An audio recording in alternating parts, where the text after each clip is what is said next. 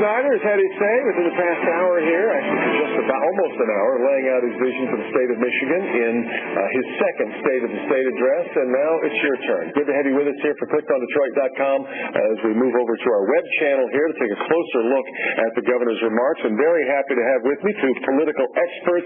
Republican strategist Dennis Darnoy is here, and Democratic strategist Joe DeSanto. Guys, thanks very much for being here. Let's start with your thumbnail here.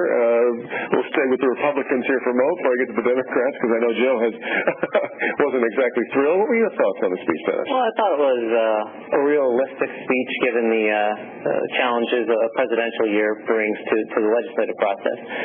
Certainly the governor wasn't terribly specific on what he expected to get accomplished, but given the short time frame that he'll be dealing with, I guess that's to be expected. He was quite thankful to a lot of people who've helped him along in the process. Yeah, we went through felt like about 15 minutes worth of thanks. Certainly. So that was a little bit surprising at how effusive he was in his praise. But all in all, I thought it was a realistic speech given what he's going to face this upcoming year. Joe, your thoughts? I know you were... I have to say, I think it was a lot of happy talk. He was right about one thing. Michigan is in better shape unless you go to school, you're a senior citizen, you're a union member. There's no mention of the devastating cuts to education that have happened during his watch. I didn't really hear any specifics as to how he's going to move forward the agenda on the bridge. I know as a taxpayer, anytime a politician says something's going to be free, I put my hand on my wallet. I don't trust them. Well, it's interesting. By arguing, now a number of people have argued that the governor all along here could have done an end around the legislature, didn't necessarily, and built the second bridge through executive order. Maybe, Dennis, maybe he's setting us up for that by saying that he's going to be able to do this without taxpayer money, because that would mean that it is sort of a hands-off. The legislature doesn't necessarily have to put their hands on it. But he didn't tell us exactly that that's what he wants to do. No, he didn't. He did seem to allude to the fact, as he said there in the speech, when he said that we can do this without taxpayer money, Michigan taxpayer money.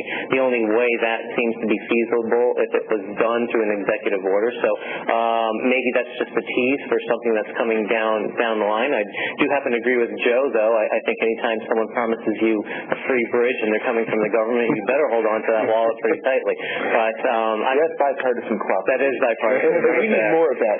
We're all about building bridges here, although I probably shouldn't use the bridge metaphor, given that that's what we're talking about. But did the fact that Matty Maroon and Dan Stamper ended up going to jail last week, did that move the needle, change anything? Obviously, I think some people felt that Maroon had sort of won the public relations battle because he had spent so much money, which he clearly won. Clearly won that first go-round. Did this change things at all now that people are looking going, wait a minute, the courts say you're refusing to do what you said you were going to do with the Gateway project? I don't get the sense that it changed the needle at all, really.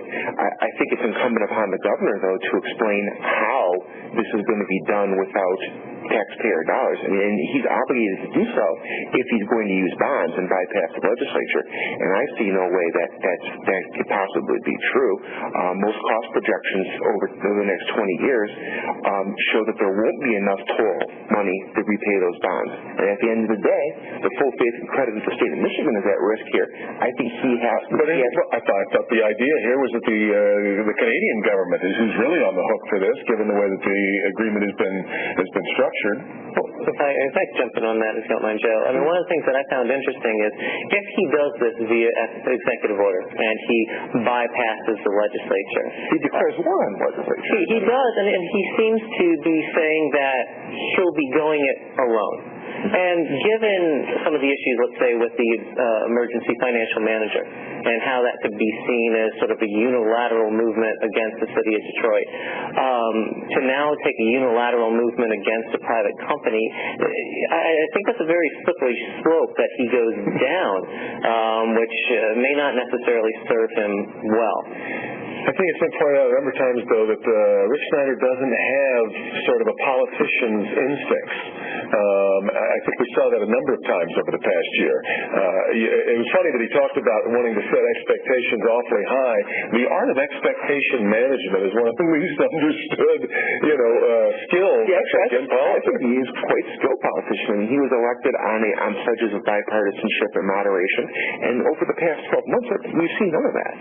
I mean, he steamrolled the legislative agenda without any help from Democrats. And he's, the fact that he's out there thanking the legislators as much as he did in this speech after, as Joe said, pointed out, much of the first part of his term was spent, moving things again with him as in directing it and having the legislature expected to just go along with it. It does seem like a 180-degree turn from last year. Let's look at some of the reviews that are coming in. I clicked on DRIC.com on the way this address went. One viewer writing in to say, tedious to listen to that man. What a horrid speaker. Boring would be a treat after listening to that.